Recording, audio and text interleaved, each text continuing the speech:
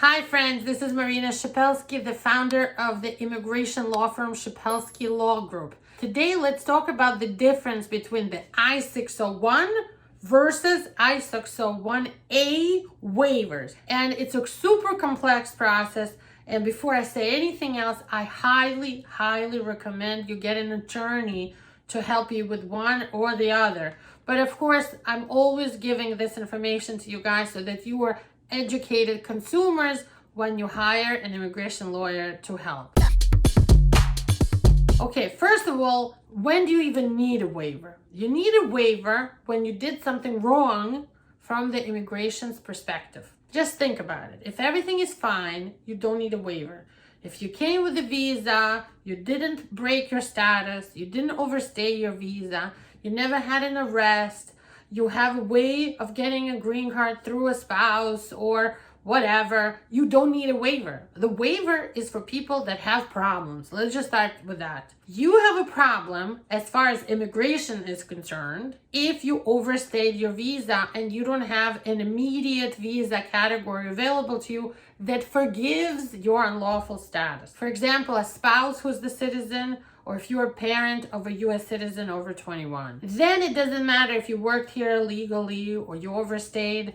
If you don't have any major criminal problems, you don't need a waiver. You do need a waiver if you are in the other categories, like you're a sibling of a U.S. citizen and your turn for the visa is here and you came with a visa but you overstayed. If you have crimes and arrests, you need a waiver, an I-601 waiver.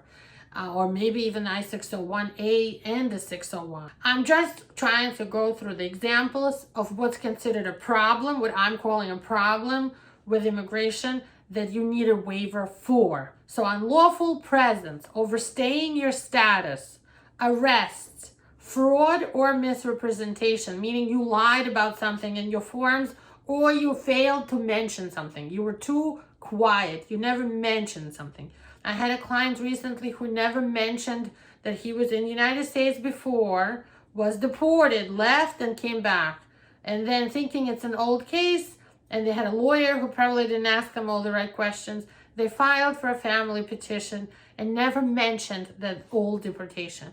Something like that needs 3 waivers. So, basically a waiver situation is when you ask USCIS to give you a visa or a green card and you ask them to forgive your problem. Generally speaking, they will forgive your problem, not because you are pitiful or great or such a great person, but in the interest of your U.S. citizen spouse or kids, or your green card holder spouse or kids. They usually have to show an extreme hardship, more bad than anyone else who are like them in the United States. For example, they have an extreme medical hardship. They have a medical problem and they can't follow you to your country because maybe you live in Congo or Pakistan and the care quality is bad and they're a U.S. citizen and they don't deserve this kind of thing. So the forgiveness comes not because of you at all,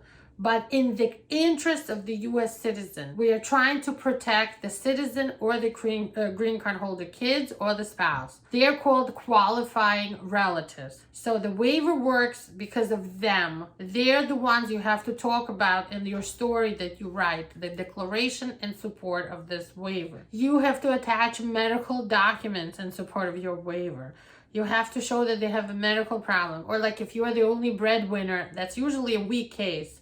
But if your only hardship is that you, the immigrant, are the breadwinner, it's a little bit weaker than a medical hardship, but still it works and you could add it if you have other things. Then you have to prove that with paperwork. Whatever hardship you're planning to offer as the reason why the government has to forgive you, and the reason is not your reason, but the medical hardship of your qualifying relatives, you need to prove with paperwork, with English translations, medical paperwork, with explanations, and you need to have a very detailed, well-written story explaining what happened. Now, let's talk about I-601 versus I-601A. I-601 is for people that need forgiveness for something that happened here and they're here. Or maybe they're getting a visa at the embassy, but they came with a visa. If you crossed without the visa, you need to do the I-601A,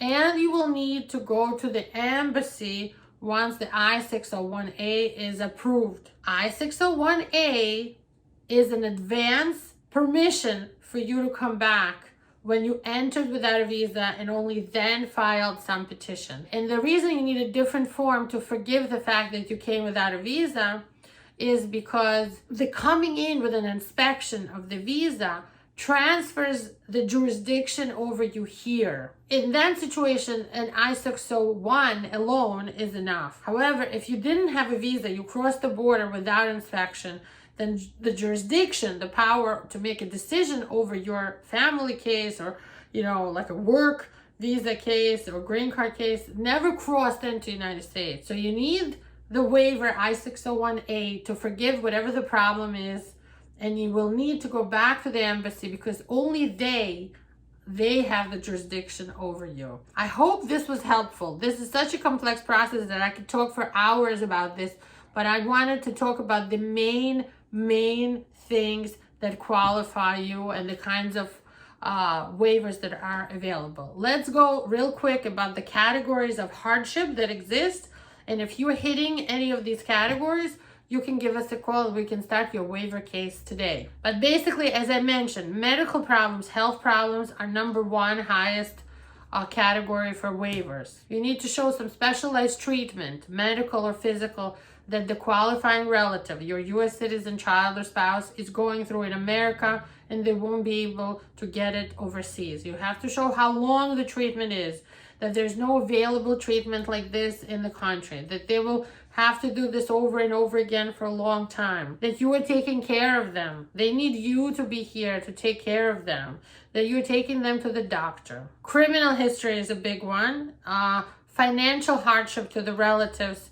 If you leave and you won't be able to support them, that's another one. Loss of opportunity to get the higher education. As we go down the list, these get weaker. So you won't be able to, the kids, the U.S. citizen qualifying relatives won't be able to get the higher education or college education in your country.